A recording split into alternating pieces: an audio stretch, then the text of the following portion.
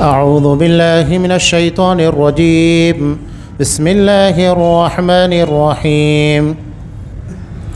يسألك الناس عن الساعة قل إنما علمها عند الله وما يدريك لعل الساعة تكون قريبا إن الله لعن الكافرين وأعد لهم سعيرا خالدين فيها أبدا لا يجدون وليا ولا نصيرا يوم تقلب وجوههم في النار يقولون يا ليتنا أطعنا الله وأطعنا الرسول وقالوا ربنا إنا أطعنا سادتنا وكبراءنا فأضلونا السبيل ربنا آتهم ضعفين من العذاب والعنهم لعنا كبيرا يا أيها الذين آمنوا لا تكونوا كالذين آذوا موسى فبرأه الله مما قالوا وكان عند الله وجيها يا أيها الذين آمنوا اتقوا الله وقولوا قولا سديدا يصلح لكم أعمالكم ويغفر لكم ذنوبكم ومن يطع الله ورسوله فقد فاز فوزا عظيما إنا عرضنا الأمانة على السماوات والأرض والجبال فأبين أن يحملنها وأشفقن منها وحملها الإنسان إنه كان ظلوما جهولا ليعذب الله المنافقين والمنافقات والمشركين والمشركات ويتوب الله على المؤمنين والمؤمنات وكان الله غفورا رحيما. لوگ آپ سے قیامت کے بارے میں سوال کرتے ہیں، آپ کہہ دیجئے کہ اس کا علم تو اللہ ہی کو ہے، آپ کو کیا خبر؟ ممکن ہے قیامت بالکل ہی قریب ہو۔ اللہ نے کافروں پر لعنت کی ہے اور ان کے لیے بھڑکتی ہوئی آگ تیار کر رکھی ہے جس میں وہ ہمیشہ رہیں گے، وہ کوئی حامی و مددگار نہ پائیں گے۔ اس دن ان کے چہرے آگ میں الٹ پلٹ کیے جائیں گے، حسرت اور افسوس سے کہیں گے کاش ہم اللہ تعالیٰ کی اطاعت کرتے، اور کہیں گے کہ اے ہمارے رب، ہم نے اپنے سرداروں اور اپنے بڑوں کی مانی جنہوں نے ہمیں راہ راست سے بھٹکا دیا۔ پروردگار تو انہیں دگنا عذاب دے اور ان پر بہت بڑی لعنت نازل فرما۔ اے ایمان والو، ان لوگوں جیسے نہ بن جاؤ جنہوں نے موسیٰ کو تکلیف دی، پس جو بات انہوں نے کہی تھی اللہ نے انہیں اس سے بری فرما دیا اور اللہ کے نزدیک باعزت تھے۔ اے ایمان والو، اللہ تعالیٰ سے ڈرو اور سیدھی سیدھی سچی باتیں کیا کرو تاکہ اللہ تعالیٰ تمہارے کام سنوار دے اور تمہارے گناہ معاف فرما دے، اور جو بھی اللہ اور اس کے رسول کی تابعداری کرے گا اس نے بڑی مراد پا لی۔ ہم نے اپنی امانت کو آسمانوں اور زمین پر، پہاڑوں پر پیش کیا، لیکن سب نے اس کے اٹھانے سے انکار کر دیا اور اس سے ڈر گئے، مگر انسان نے اٹھا لیا، وہ بڑا ہی ظالم جاہل ہے۔ یہ اس لیے کہ اللہ تعالیٰ منافق مردوں، عورتوں اور مشرک مردوں، عورتوں کو سزا دے اور مومن مردوں، عورتوں کی توبہ قبول فرمائے، اور اللہ تعالیٰ بڑا ہی بخشنے والا مہربان ہے۔ سورہ احزاب آیت نمبر 63 سے آیت نمبر 73۔ محترم حاضرین، عزیز ماں اور بہنوں، یہ سورہ احزاب کا بالکل اخیر حصہ ہے۔ یہاں پر سورہ احزاب اختتام پذیر ہو رہی ہے۔ مشرکین اور خاص طور سے منافقین قیامت پر ایمان تو رکھتے نہیں تھے، تو مذاق کے طور پر اللہ کے رسول صلی اللہ علیہ وسلم سے صحابہ سے پوچھا کرتے تھے قیامت کب آئے گی۔ ان کا مطلب یہ نہیں تھا کہ کب آئے گی تاکہ ہم تیاری کریں، بلکہ مذاق بناتے تھے، کب آئے گی، آخر کب سے سن رہے، آئے گی آ ہی نہیں رہی ہے، کب آئے گی، تو مذاق کے طور پر تھا۔ تو اللہ تبارک و تعالیٰ نے اس کا جواب دیتے ہوئے کہا قل انما علمها عند اللہ، قیامت کا علم اللہ ہی کے پاس ہے۔ اللہ نے یہ علم کسی کو نہیں عطا کیا، وہ قیامت کب آنے والی ہے، تو یہ بالکل واضح ہے۔ اب کچھ لوگ نعوذ باللہ نبی کریم صلی اللہ علیہ وسلم کے تعلق سے دعوے داری کرتے ہیں کہ آپ صلی اللہ علیہ وسلم کو قیامت کا علم تھا، غلط ہے۔ اور حدیث جبرائیل جس میں حضرت جبرائیل علیہ السلام انسانی شکلوں میں آئے، بہت سارے سوالات کیے، اسلام کے بارے میں، ایمان کے بارے میں، احسان کے بارے میں، سوال ہوا قیامت کے بارے میں، قیامت کب آئے گی۔ اور اس سوال کا مطلب یہ تھا تاکہ تمام لوگوں کو پتہ لگ جائے کہ قیامت کے بارے میں کسی کو علم نہیں ہے، ہاں اس کی کچھ نشانیاں ہیں جو بتا دی گئی ہیں۔ اب ہمارے یہاں لوگ یہ سمجھتے ہیں کہ قیامت کی اگر کوئی نشانی ہے تو اس نشانی کا ہونا ہی برا ہے، نہیں۔ جیسا کہ ہمارے لوگ کہتے ہیں کہ عرب میں ایسا ہو جائے گا، ویسا ہو جائے گا، دولت کی ریل پیل ہو جائے گی تو قیامت کی نشانی ہے، تو کیا قیامت کی نشانی کوئی بری چیز ہوتی ہے؟ نہیں، قیامت کی نشانی کا مطلب یہ نہیں ہے کہ بری ہے۔ آپ صلی اللہ علیہ وسلم نے خود اپنے آپ کو قیامت کی نشانی قرار دیا کہ بعثت انا والساعۃ کہاتین، میں اور قیامت ان دو انگلیوں کی طرح بھیجے گئے، یعنی جس طرح ان دو انگلیوں کے درمیان کوئی تیسری انگلی نہیں ہے، اسی طرح میرے اور قیامت کے درمیان کوئی نبی نہیں آئے گا، میں آخری نبی ہوں، تو میں قیامت کی نشانیوں میں سے ایک نشانی ہوں کہ میرے بعد اب صرف قیامت آئے گی۔ تو کیا نبی کریم صلی اللہ علیہ وسلم کا وجود، آپ کی بعثت، آپ کا نبی بنا جانا غلط ہے، برا ہے؟ ہمارے یہاں بعض لوگ کچھ چیزوں کو بیان کر کے یوں ظاہر کرنے کی کوشش کرتے ہیں کہ فلاں چیز قیامت کی نشانی ہے، اس کا مطلب برا ہے، نہیں۔ اب قیامت کی نشانیوں میں حضرت عیسیٰ علیہ السلام کا نزول بھی ہے، تو کیا حضرت عیسیٰ علیہ السلام کا نزول برا ہے؟ نہیں۔ تو صرف قیامت کی نشانیوں کے نام پر لوگوں کو گمراہ نہیں کرنا چاہیے، بیوقوف نہیں بنانا چاہیے۔ تو یہ سوال ہوتا تھا، حضرت جبرائیل علیہ السلام نے بھی سوال کیا قیامت کب آئے گی، تو آپ صلی اللہ علیہ وسلم نے کیا جواب دیا کہ مل مسئول عنہا بأعلم من السائل، جس سے سوال کیا جا رہا ہے اس سے کہیں زیادہ بہتر سوال کرنے والا جانتا ہے کہ قیامت کا علم نہ مجھے ہے نہ تمہیں۔ تو حضرت جبرائیل علیہ السلام نے کہا کہ چلو ٹھیک ہے، یہ بتاؤ اس کی نشانیاں کیا ہے، یعنی جب وہ قریب آ جائے گی تو کیا نشانیاں ظاہر ہوگی۔ تب آپ صلی اللہ علیہ وسلم نے کہا کہ ان تلد الامۃ ربتها وان ترى الحفاة العراة العالة رعاء الشاة يتطاولون في البنيان۔ کچھ نشانیاں آپ نے بتائی کہ تم دیکھو گے کہ لونڈی اپنی مالکن کو جنے گی، یعنی جو ماں ہوگی وہ اپنی لونڈی کو جنم، ماں جو ہوگی ان تلد الامۃ ربتها، کہ لونڈی اپنے رب کو مالکن کو جنے گی۔ اس کا مطلب کیا ہے؟ یعنی مائیں اپنی اولاد کی غلام بن جائے گی، اور آج آپ دھیرے دھیرے جو حالات بن رہے وہی ہے کہ اولاد اپنی ماں باپ کے سامنے کیسی ضد رکھتے ہیں کہ ان کے سامنے مجبور ہو جاتے ہیں، وہ ان کے پر اپنا حکم چلاتے ہیں، اور نتیجہ یہ ہوتا ہے کہ ماں باپ کو مجبور ہو کر ان کا حکم ماننا پڑتا ہے، ان کے مطالبات، ان کی فرمائشوں کو پورا کرنا پڑتا ہے۔ حالانکہ ہونا کیا چاہیے؟ ہونا یہ چاہیے کہ اولاد اپنے ماں باپ کی فرما برداری کرے، لیکن یہ معاملہ الٹ جائے گا، یعنی ماں باپ اپنی اولاد کے سامنے سرنڈر ہو جائیں گے اور ان کی خواہشات اور ان کی مرادوں کے سامنے بے بس ہو جائیں گے، اور دھیرے دھیرے حالات ویسے ہی بنتے چلے جا رہے ہیں۔ تو یہ قیامت کی نشانیوں میں سے ایک نشانی۔ اور اس کے بعد آپ نے کہا کہ عام لوگوں کے حالات کیا ہو جائیں گے، وَأَن تَرَى الْحُفَاةَ الْعُرَاةَ، کہ تم دیکھو گے بکریوں کے چرانے والے ننگے پیر ہیں، ننگے بدن رہا کرتے، ان کے پاس کوئی دولت نہیں تھی، يَتَطَاوَلُونَ فِي الْبُنْيَانِ، بڑی بڑی عمارتیں بنانے کے بعد ایک دوسرے پر فخر کریں گے، یہ حالت ہو جائے گی، یعنی جن کے پاس کچھ نہیں تھا ان کے پاس بہت کچھ آ جائے گا۔ یا آج کے زمانے میں اگر ہم یہ کہیں دو نمبری، یعنی انسان حلال کو چھوڑ کر حرام ایسے ناجائز طریقے اختیار کرے گا جس کی بنیاد کے پر بہت جلد امیر بن جائے گا۔ یا آپ جوا کی بات کہیے، سٹے کی بات کہیے، جس میں اچانک انسان کو لاکھوں کروڑوں روپے مل جاتے ہیں، بہت مالدار بن جاتا ہے، بالکل اچانک بن جاتا ہے، حالانکہ اس کے پاس پہلے سے کچھ نہیں تھا۔ تو یہ دو نمبری دنیا کی بات ہے جو آپ صلی اللہ علیہ وسلم بیان کر رہے ہیں۔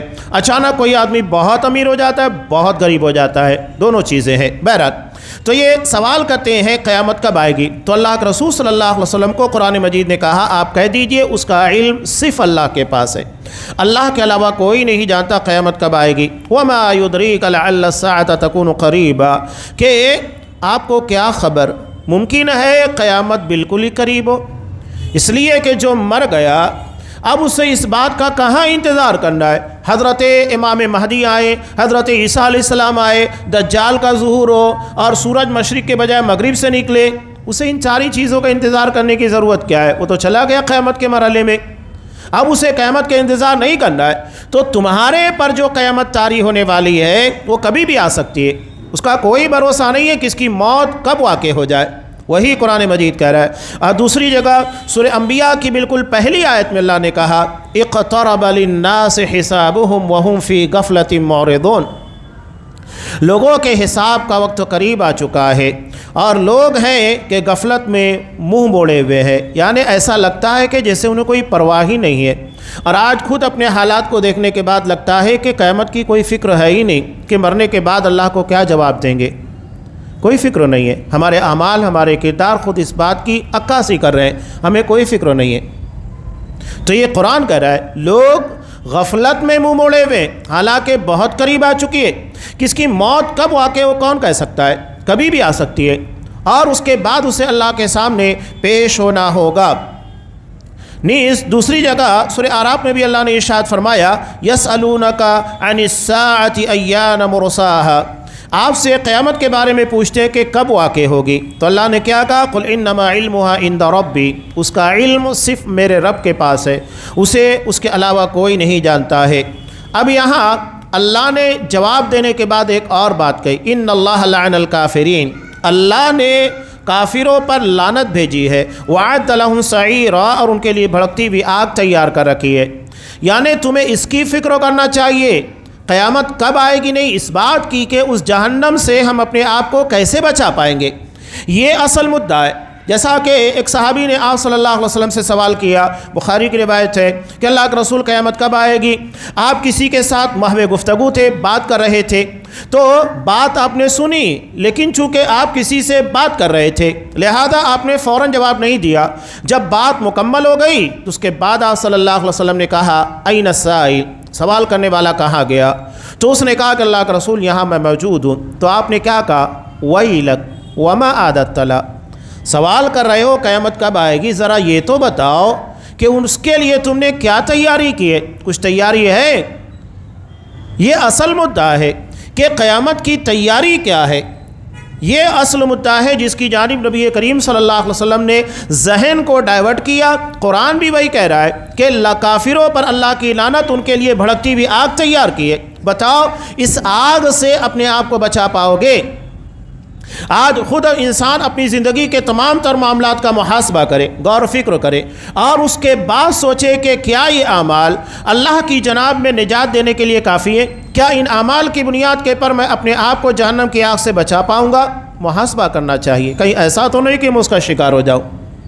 یہ اصل مدعا ہے قرآن جس کی طرف انسان کے ذہن و دماغ کو لے کر جاتا ہے۔ اس کے بعد قرآن یہ بھی کہہ رہا ہے خالدین فیہا ابدا، ہمیشہ رہیں گے۔ کوئی یہ نہ سمجھے کہ اس آگ سے چھٹکارا پا جائیں گے، کتنے دنوں تک جلائے گی، کب تک ہم اس کے اندر رہیں گے، ایک نہ ایک دن مریں گے، ختم ہو جائیں گے۔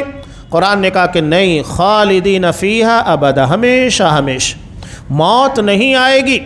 جہنمی جمع ہونے کے بعد داروغہ جہنم مالک کو کہیں گے، سورہ زخرف میں اللہ تبارک و تعالیٰ نے ارشاد فرمایا سب کے سب جمع ہوں گے اور آئیں گے اور کہیں گے یا مالک لیقضی علینا ربک، کہ اے مالک اپنے رب سے کہے، وہ تو ہماری نہیں سن رہا ہے لیکن تو کہے، ہو سکتا ہے تیری بات سن لے۔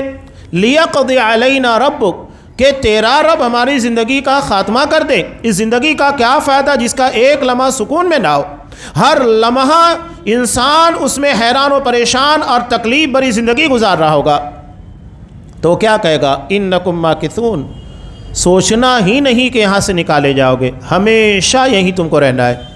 یہ ذہن میں آنے ہی مت دو کہ نجات کا کوئی راستہ ہوگا یا ہم کسی مدت کے بعد نکال لیے جائیں گے، کچھ بھی نہیں۔ اسی لیے اللہ نے کہا لا یجدون ولیا ولا نصیرا، وہاں انہیں کوئی حامی مددگار نہیں ملنے والا، کوئی ان کی نہ تو مدد کرنے والا ہے، نہ ان کی تائید کرے گا کہ ہاں نہیں ان کی بات کو سن لیا جائے، نہ انہیں جہنم سے نکالنے میں کوئی مدد کرے گا، کچھ بھی نہیں ہونے والا ہے۔ معاملہ بالکل کلوز ہے۔ اب قیامت کے دن کیا ہوگا اس کی ایک ہلکی سی جھلکی قرآن مجید نے پیش کی۔ یوم تقلب وجوہہم فی النار، اس دن ان کے چہرے آگ میں الٹ پلٹ کیے جائیں گے۔ اس طرح کہ ہم دیکھتے ہیں نا کہ ہمارے یہاں سیخ کباب یا آگ کے پر چیزوں کو بھنا جاتا ہے تو کیسے اس کو الٹ پلٹ کیا جاتا ہے۔ قرآن کہہ رہا ہے ان کے چہرے کو الٹا پلٹا جائے گا، خاص طور کے پر چہرے کا تذکرہ، اس لیے کہ انسانی جسم میں چہرہ بڑا نازک ہوتا ہے اور انسان کو ذرا سی چوٹ لگتی ہے تو تکلیف زیادہ ہوتی ہے۔ انسان خود دیکھے، اگر کان میں تکلیف ہے تو کتنا اسے پریشان ہونا پڑتا ہے، دانت میں تکلیف ہے انسان سو نہیں پاتا ہے، سر درد کر رہا ہے بالکل برداشتوں کے قابل نہیں، آنکھ میں تکلیف ہے وہ برداشتوں کے قابل نہیں، ناک میں تکلیف ہے وہ برداشت نہیں۔ انسان کے دیگر اعضاء میں جو تکلیف ہوتی ہے اس کے بالمقابل سر کے حصوں میں جو تکلیف ہوتی ہے وہ زیادہ خطرناک ہوتی ہے۔ تو چہرے کو خاص طور کے پر روسٹیٹ کیا جائے گا، الٹا پلٹا جائے گا، اسے بھنا جائے گا۔ اب اس وقت کیا کہیں گے؟ یقولون، وہ کہیں گے یا لیتنا، ہائے افسوس، کاش، اطعنا اللہ و اطعنا الرسول، کہ ہم اللہ تعالیٰ کی اطاعت کرتے اور ہم نے رسول کی اطاعت و فرما برداری کی ہوتی۔ قرآن نے بیان کر دیا کہ اصل مدعا اللہ اس کے رسول کی مخالفت ہے، جو جہنم میں لے جانے کا ذریعہ اور سبب بننے والا ہے۔ قرآن نے بالکل واضح کر دیا کہ کل افسوس یہ نہ کرو، کوئی بھی عمل ہم کر رہے ہیں تو یہ سوچ کر کیجئے گا یہ اللہ کی اطاعت و فرما برداری والا ہے یا تو اللہ اور اس کے رسول کی مخالفت والا ہے۔ ابھی آپ دیکھیے کل کے روز ہمارے یہاں بڑے دھوم دھام کے ساتھ جس کی تیاریاں جاری ہے شب برات، جو کہ شیعوں کی رافضیوں کی رات ہے، تیاریاں چالو ہے۔ اس رات میں جو عمل کیا جا رہا ہے، سوچئے کہ اس عمل کی بنیاد کے پر ہم اللہ اس کے رسول کی اطاعت کر رہے ہیں یا نافرمانی کر رہے ہیں۔ کیا واقعتاً اس رات کو نبی کریم صلی اللہ علیہ وسلم نے عبادت کی، صحابہ کو حکم دیا یا صحابہ نے کیا یا اس کے بعد تابعین نے؟ یہ 448 ہجری میں جس کا ایجاد ہوا، یعنی آپ صلی اللہ علیہ وسلم کی وفات کے 438 سال کے بعد، ورنہ اس سے پہلے اس کا کوئی وجود ہی نہیں تھا۔ خیر القرون کا جو زمانہ تھا اس میں کوئی اس کو جانتا ہی نہیں تھا کہ یہ رات کیا ہے۔ اور ہمارے ہاں بڑی بدنصیبی ہے اور افسوس کے بعد کہنا پڑتا ہے کہ جو لوگ اس کو عقیدتاً نہیں مانتے وہ لوگ بھی اس میں شامل رہتے ہیں، لوگوں کے ساتھ گھومتے ہیں۔ یہ اظہار ہونا چاہیے کہ نہیں، ہم اس بدعت پر راضی نہیں ہیں۔ آپ اظہار کیجئے کہ بدعت ہے اور نبی کریم صلی اللہ علیہ وسلم کے حکم کی مخالفت ہے، لہذا یہ ہم کو پسند نہیں ہے۔ آپ پسند کا بھی اظہار نہیں کر سکتے، اس لیے کہ جو غلط ہے اس پہ اظہار نفرت ہونا چاہیے، اس میں کسی طرح کی شمولیت بھی نہیں ہونا چاہیے۔ بہرحال تو یہ اطاعت و فرما برداری نہیں کی اس کا نتیجہ ہے۔ اب یہاں خاص طور کے پر آگے قرآن مجید نے کیا کہا؟ یہ لوگ کیا کہیں گے؟ ربنا ان اطعنا سادتنا و کبراءنا، کہ اے ہمارے رب ہم نے اپنے سرداروں اور اپنے بڑوں کی مانی، فاضلونا سبیلا، چنانچہ انہوں نے ہمیں راہ راستوں سے بھٹکا دیا، اپنے بڑوں کی بات۔ اب یہاں اس ضمن میں ایک روایت ہے، اس کے بعد ہم کچھ باتیں کرتے۔ حضرت بلال بن حارث المزنی رضی اللہ تعالیٰ عنہ کہتے ہیں کہ نبی کریم صلی اللہ علیہ وسلم نے ارشاد فرمایا، جس نے میری سنت کو اس کے مٹ جانے کے بعد جاری کیا اس کو اس نیکی کا اجر بھی اور بعد میں عمل کرنے والوں کے برابر بھی اجر ملے گا اور اس کے اجر میں کوئی کمی نہیں کی جائے گی۔ یہ اللہ کا دستور ہے کہ اگر آپ نے کسی نیکی کو زندہ کیا، کسی سنت کو جو پہلے لوگوں میں موجود نہیں تھی، تو چونکہ وہ مردہ ہو چکی تھی، زندہ کیا، بعد میں جتنے لوگ اس کے مطابق عمل کریں گے وہ سارے کے سارے جو اجر پائیں گے، اس سنت کو زندہ کرنے والا یا اس خیر کی طرف دعوت دینے والا اس کو بھی اتنا ہی اجر ملے گا۔ لیکن آپ صلی اللہ علیہ وسلم نے یہاں پر یہ بھی کہا، جس نے ایسا طریقہ رائج کیا جو اللہ اور اس کے رسول کو پسند نہیں، بدعات، خرافات، شرکیات جو بھی ہے، تو اس کو اس کا گناہ ہوگا اور بعد میں ارتکاب کرنے والوں کا بھی گناہ ملے گا۔ اس لیے کہ کیوں؟ اس لیے کہ اس نے اس بدعت کو زندہ کیا، جاری کیا۔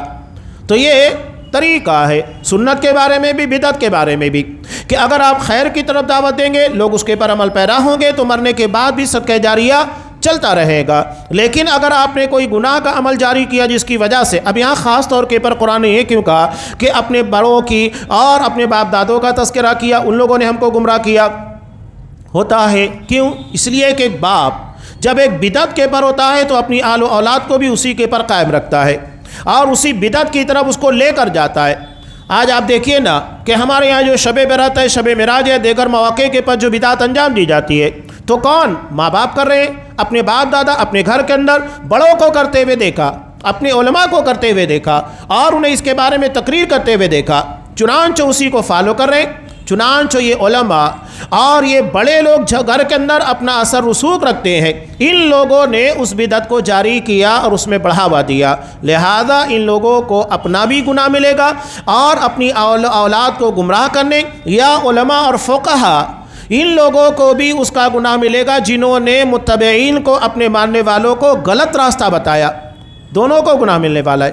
اب اس ضمن میں ایک روایت اور دیکھیے گا، بخاری کی روایت کہ دنیا میں جتنے مرڈر ہوتے ہیں، قتل ناحق ہوتا ہے، تو جتنی سزا قاتل کو ملنے والی ہے اتنی ہی سزا، اتنا ہی گناہ قابیل کے سر ڈالا جاتا ہے۔ کیوں ایسا ہے؟ آپ صلی اللہ علیہ وسلم نے کہا فَإِنَّهُ أَوَّلُ مَنْ سَنَّ الْقَتْلَ، اس لیے کہ اس نے سب سے پہلے قتل کا طریقہ ایجاد کیا، ورنہ اس سے پہلے دنیا میں کوئی مرڈر نہیں ہوا تھا، کسی کا خون نہیں کیا گیا تھا، قتل ناحق سب سے پہلے قابیل نے کیا، لہذا قیامت تک جتنا مرڈر ہونے ہوگا، لوگوں کو ناحق مارا جائے گا، اس کا ایک حصہ قابیل کے سر ڈالا جائے گا، اس کے جاری کرنے کی بنیاد پر اور اس عمل کی بنیاد ڈالنے کی وجہ سے۔ تو یہ وہی چیز ہے جو یہاں پر لا کر بیان کی جا رہی ہے، لہذا اپنی آل و اولاد کو عقیدے کے باب میں اور منہج کے بارے میں، نبی کی سنت کے بارے میں بہت چوکندہ رکھنا چاہیے، خود بھی اس بارے میں بیدار رہے اور اپنی آل و اولاد کو بھی اس کے بارے میں بہت زیادہ خبرگیری کرتے ہوئے اس راستے کے پر رکھے، یہ ذمہ داری ہے۔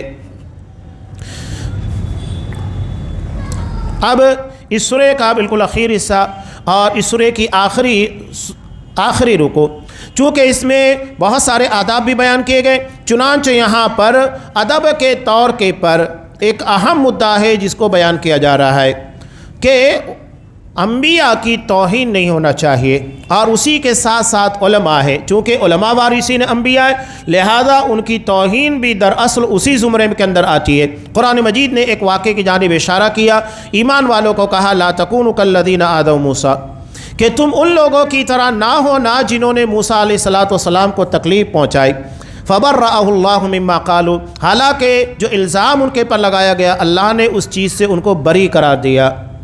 تو یہ مسئلہ کیا تھا؟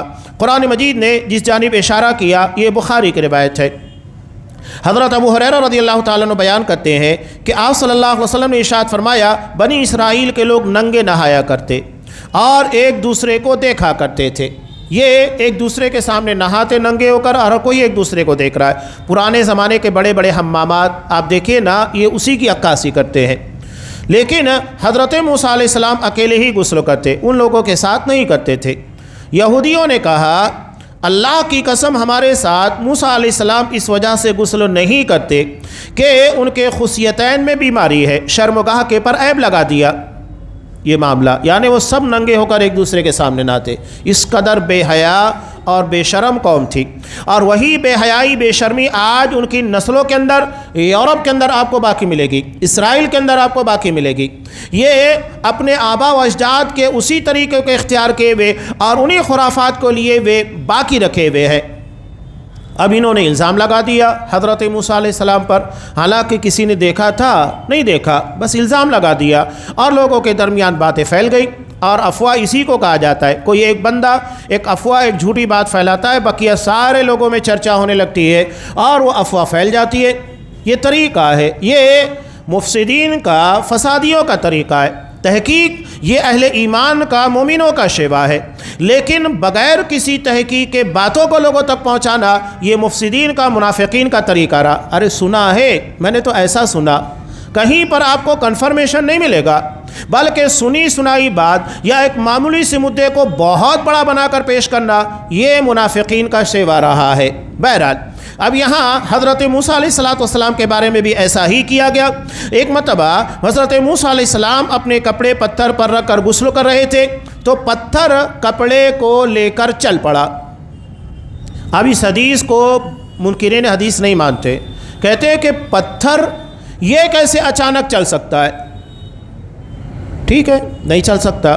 سورہ بقرہ میں اللہ تبارک و تعالیٰ نے پتھر کے تعلق سے کیا کہا کہ پتھر من خشیت اللہ یہبطون من خشیت اللہ، کہ وہ اللہ کے ڈر اور خوف کی بنیاد کے پر گر جاتے ہیں۔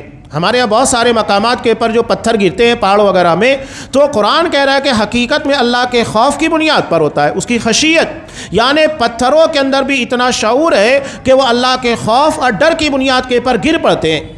اب جب قرآن یہ کہہ رہا ہے کہ وہ اللہ کے بنیاد کے پر اس کے خوف کی وجہ سے گر جاتے ہیں، تو گرنے سے کہیں زیادہ آسان یہ ہے کہ وہ تھوڑی دور تک چلا جائے، جبکہ گرنا بہت اوپر سے نیچے تک آتا ہے۔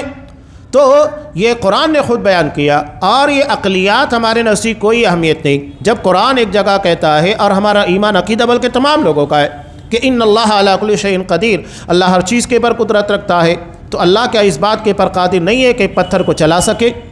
کیوں نہیں چل سکتا ہے؟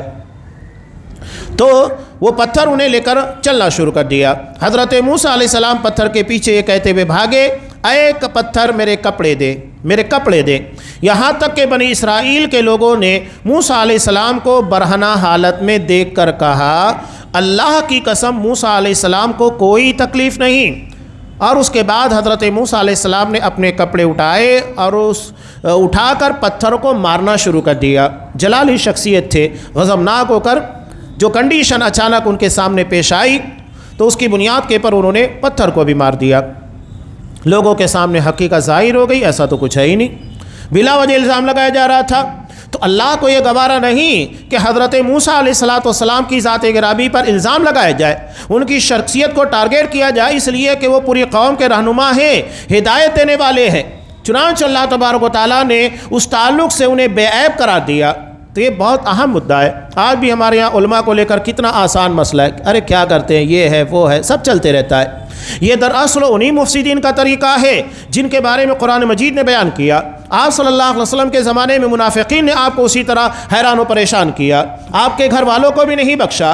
یہ طریقہ اور اس راہ کے پر چلنے والے دراصل منافقین کے طرز پر چلنے والے ہیں، اہل ایمان کے طریقے پر چلنے والے نہیں ہیں۔ اہل ایمان بالکل جدا ہوتے ہیں ان لوگوں سے۔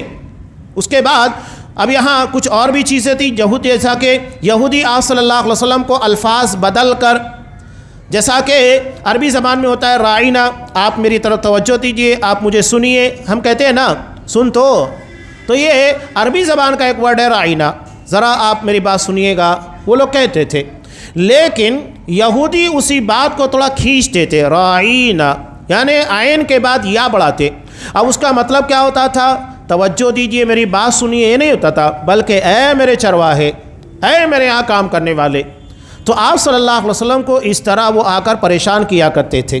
قرآن نے اسی لیے کہا کہ اس لفظ کو جس کے ذریعے آپ صلی اللہ علیہ وسلم کی یہودی توہین کرتے ہیں، وہ لفظ ہی آپ استعمال مت کیجئے، بلکہ اس کی جگہ آپ کہیے انظرنا، آپ ہماری طرف توجہ دیجئے گا۔ لفظ ہی بدل دیا تاکہ کوئی شبہ باقی نہ رہے۔ آگے قرآن مجید نے کہا، دیکھو یہ چکنی چپڑی باتیں کرنا، گھما پھرا کے باتیں کرنا، یہ اسلام کا مزاج نہیں ہے، نہ مسلمانوں کا ہے۔ قرآن نے صاف طور پر کیا کہا؟ یا ایھا الذین آمنوا اتقوا اللہ وقولوا قولا سدیدا، ایمان والو اللہ سے ڈرو۔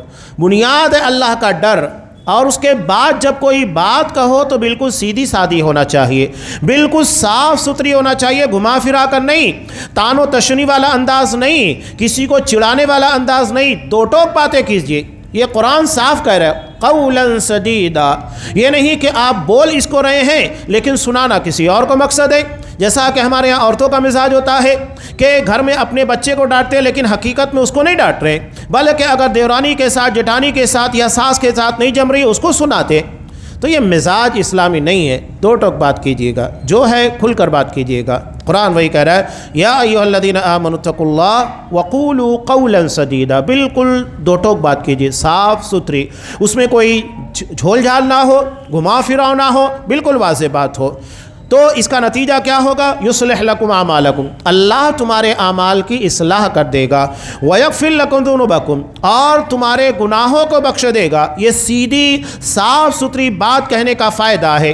ومن یطع اللہ ورسولہ، اور جو اللہ اور اس کے رسول کی اطاعت کرے گا، فقد فاز فوزا عظیما، حقیقت میں وہی بڑی کامیابی سے ہمکنار ہونے والا ہے۔ اب یہاں ایک بڑی اہم مدعے والی آیت امانت کے تعلق سے اللہ نے کہا انا عرضنا الامانۃ علی السماوات والارض والجبال، کہ ہم نے امانت کو آسمانوں، زمین، پہاڑوں پر پیش کیا۔ امانت سے مراد کیا ہے؟ شریعت اسلامیہ ہے، شریعت کے احکامات ہیں، وہ پیش کیا۔ کس کے پر؟ آسمانوں پر، زمین پر، پہاڑوں پر۔ فابین ان یحملنہ، تو آسمان زمین پہاڑ سب نے انکار کیا، کہا کہ نہیں یہ ذمہ داری ہم اٹھا ہی نہیں سکتے ہیں۔ وَأَشْفَقْنَ مِنَّا، ڈر گئے، اتنی بڑی ذمہ داری شریعت کو اٹھانے کی نبھانے کی دی جا رہی ہے، یہ بہت مشکل کام ہے۔ لیکن وَحَمَلَهَا الْإِنسان، انسان نے اس امانت کو اٹھا لیا، اس ذمہ داری کو، کہ میں اللہ کے دین کی پابندی کروں گا، میں اللہ کے دین کے مطابق چلوں گا، دوسروں کو بھی چلاؤں گا۔ إِنَّهُ كَانَ ظَلُومًا جَهُولًا، وہ بڑا ہی ظالم اور جاہل ہے۔ اب یہاں قرآن نے یہ کہا کہ انسان ظالم ہے، جاہل ہے۔ اس کی وجہ یہ ہے کہ انسانوں میں اکثریت ایسے لوگوں کی ہے، لیکن ہم کسی دیوار کو یا کسی درخت کو جاہل نہیں کہہ سکتے۔ جاہل کس کو کہیں گے؟ جس کے اندر علم کی صفت ہو، وہ عالم بھی ہو سکتا ہے۔ اور یہ کہا کہ جاہل اور اس کے بعد ظالم، اس کا مطلب ہے کہ وہ عدل کرنے والا بھی ہو سکتا ہے، تبھی تو ہم کہیں گے۔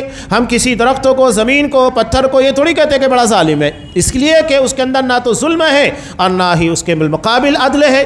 وہ خوبیاں اس کے اندر پائی نہیں جاتی، بلکہ یہ خوبیاں یعنی ظلم کے مقابلے میں عدل کرنا اور جہالت اس کے مقابلے میں علم کا ہونا، یہ انسانوں کے اندر ہی ہوتا ہے۔ اس لیے قرآن نے کہا کہ انسان ظالم اور جاہل ہے، یعنی اکثریت ہے، لیکن اس کے باوجود اس کے اندر عدل کرنے والے اور ساتھ ہی ساتھ علم والے بھی ہیں، اس لیے اللہ نے ان لوگوں کو اس ذمہ داری کو دے دیا۔ تو یہ بڑی اہم چیز ہے۔ یہاں ایک روایت ہے، میں اسے پیش کر دینا چاہتا ہوں کہ ایک مرتبہ، یہ بخاری کی روایت ہے، کہ حضرت ابو ذر غفاری رضی اللہ تعالیٰ عنہ نے کہا کہ اللہ کے رسول الا تستعملونی، آپ مجھے کوئی ذمہ داری کیوں نہیں دیتے، کہیں کوئی پوسٹ دے دیجئے گا۔ مطالبہ کیا، حالانکہ یہ ابو ذر کون ہے؟ ان کے بارے میں آپ صلی اللہ علیہ وسلم نے کہا جن کے تقوی، طہارت، ایمانداری، پارسائی کو دیکھتے ہوئے کہا کہ سورج مشرق کے بجائے مغرب سے نکل سکتا ہے، لیکن دنیا ابو ذر کی مثال نہیں پیش کر سکتی ہے، اس قدر متقی اور پارسا تھے۔ اور یہ کہہ رہے ہیں کہ اللہ کے رسول آپ مجھے کوئی پوسٹ کیوں نہیں دیتے ہیں؟ تب آپ صلی اللہ علیہ وسلم نے فضرب بیدہ علی منکبیہ، میرے دونوں کاندھوں کے پر اپنا ہاتھ رکھا اور کہا یا ابا ذر انک ضعیف، ابو ذر اس معاملے میں تم کمزور ہو، تمہارے اندر یہ صلاحیت نہیں ہے۔ وَإِنَّهَا يَوْمَ الْقِيَامَةِ خِزْيٌ وَنَدَامَةٌ، یہ قیامت کے دن رسوائی اور شرمندگی کا باعث بن جاتا ہے اگر تم نے اسے صحیح طور پر نہیں نبھایا۔ إِلَّا مَنْ أَخَذَهَا بِحَقِّهَا، مگر جو اس کی ذمہ داریوں کو صحیح طور کے پر ادا کر سکے، وَأَدَّى الَّذِي عَلَيْهِ مَا فِيهَا، اور ذمہ داریوں کو صحیح طور پر سمجھے اور اس کو نبھائے۔ یہ بڑا اہم ہے۔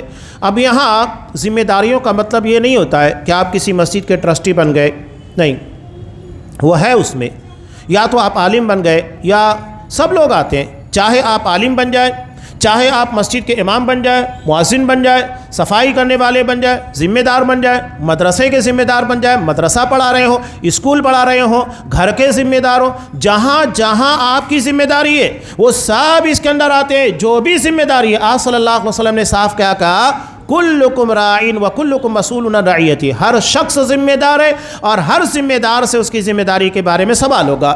یہ نہیں کہ صرف کوئی جمعیت جماعت کا ذمہ دار ہو، ملک کا ذمہ دار ہو تبھی اس کی پکڑ ہونے والی ہے، نہیں، سب جتنی ذمہ داری آپ کے پر عائد ہوتی ہے اس کے بارے میں سوال ہوگا۔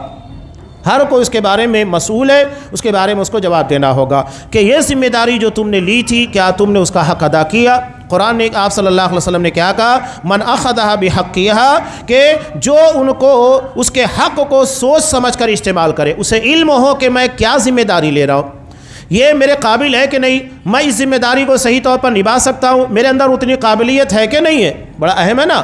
اب جیسا کہ ایک ڈاکٹر ہے، اب اس کے سارے علوم کو حاصل کرتا ہے، اس کے بعد وہ جا کر اپنا دواخانہ کھولتا ہے، اس کے بعد علاج کرتا ہے۔ اب آپ کے اندر وہ صلاحیت نہیں ہے، دواخانہ کھول کے بیٹھ جائے تو آپ لوگوں کی صحت کے ساتھ کھلواڑ کریں گے۔ یہی معاملہ دین کے اندر بھی ہے کہ آپ کو اگر دینی علم نہیں ہے اور آپ دعوت کا کام کرنے لگ جائے تو وہ بھی وہی معاملہ ہے کہ جب آپ کے اندر اتنے گٹس صلاحیت نہیں ہے تو آپ کیوں وہ کام کر رہے؟ تو پہلے گٹس اور صلاحیت کو پیدا کیجیے گا، اس کے بعد آپ کوئی فیلڈ میں اتریے گا۔ اب یہاں جتنے کرپشن ہے وہ سب اس کے اندر آ جاتے ہیں، جیسا کہ ہمارے یہاں سرکاری طور پر عموماً ہوتا ہے، ایک آدمی قابل نہیں ہے، رشوت دے کر بن جاتا ہے۔ سوال ہوگا تمہارے اندر صلاحیت نہیں تھی اور اگر تم وہاں پر گئے تو کسی آدمی کا حق مارا ہے جو قابل تھا، اس کے پاس پیسہ نہیں تھا، نہیں دیا۔ آج لوگ 15 لاکھ 20 لاکھ 25 لاکھ 30 لاکھ ڈیمانڈ کرتے ہیں۔ آپ کے پاس اتنی صلاحیت ہے کہ نہیں، آپ ٹیچر بننے کے قابل ہے کہ نہیں ہے، ڈاکٹر بننے کے قابل نہیں ہے، وہ 2 نمبر کی بات، آپ اتنا پیسہ دیجیے گا آپ کا معاملہ حل کر دیا جائے گا، یعنی صلاحیتیں نہیں پیسے دیکھے جاتے ہیں۔ اور اس کے بعد عوام کا کیا نقصان ہوگا، یہ ساری چیزیں بہت لمبا چوڑا معاملہ ہے، چھوٹا نہیں ہے۔ اس کے گناہ کے اثرات جہاں تک پہنچیں گے، نقصانات جتنے ہوں گے سب اس دائرے کے اندر آنے والے، تو یہ بہت اہم معاملہ ہے۔ قرآن نے اسی لیے اس کو امانت سے تعبیر کیا، امانت ہے، اور اس میں کسی قسم کی خیانت نہیں ہونا چاہیے۔ یہ سب آتے ہیں، چاہے وہ کسی مسجد کا امام ہو، مؤذن ہو، صفائی کرنے والا ہو، ٹرسٹی ہو، مدرسہ ہو، سب اس کے اندر آتے ہیں، کالج ہے یا یونیورسٹیز ہے، اسکول ہے، سب اس میں آتے ہیں، سر جگہ۔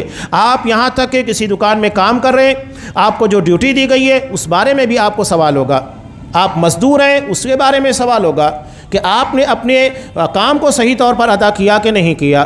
تو یہ بہت بڑی بات ہے، یہ صرف چند چیزوں کے لیے نہیں ہے، آپ جہاں بھی ہے وہاں آپ سے سوال ہوگا، یہ ذمہ داری آپ کی ہے۔ اب اس ذمہ داری کے بارے میں لوگ اگر کوتاہی کرتے ہیں یا منافقت کر رہے ہیں تو قرآن نے صاف طور پر کہا کہ لِيُعَذِّبَ اللَّهُ الْمُنَافِقِينَ وَالْمُنَافِقَاتِ، کہ اللہ ان منافقین، منافق مرد و منافق عورتیں اور مشرک مرد و مشرک عورتیں، ان لوگوں کو عذاب دے۔ لیکن جو مومن ہیں، جن کے اندر اخلاص ہے اور جنہوں نے واقعتاً اللہ کی رضا کے لیے اسلام کو قبول کیا، کوششیں کی، دل کے اندر کوئی کھوٹ نہیں تھی اور کچھ کوتاہیاں ہو گئی، تو ایسے مومنوں کو کی توبہ اللہ قبول کرے۔ مومنہ عورتوں کی یقیناً اللہ بڑا بخشنے والا، بڑا رحم کرنے والا ہے۔ یہاں پر الحمدللہ سورہ احزاب کا اختتام ہوا۔ انشاءاللہ آئندہ درس سے سورہ سبا کا آغاز ہوگا، جو بہت ہی اہم ہے، اور اس سورہ کے فوری طور پر بعد اس کو نزول بھی ہوا تھا، ترتیب کے اعتبار سے بھی ہے اور نزول کے اعتبار سے بھی اپنی جگہ پر اسی طرح برقرار ہے۔ اللہ تبارک و تعالی ہمارے دلوں کے اندر اخلاص پیدا کرے اور ہمارے اعمال کو نبی کی سنت کے مطابق بنائے، ہر قسموں کی خرافات، شرکیات، بدعات، بدعمالیاں ان سے ہمیں محفوظ رکھے۔ آمین۔ وآخر دعوانا ان الحمد للہ رب العالمین۔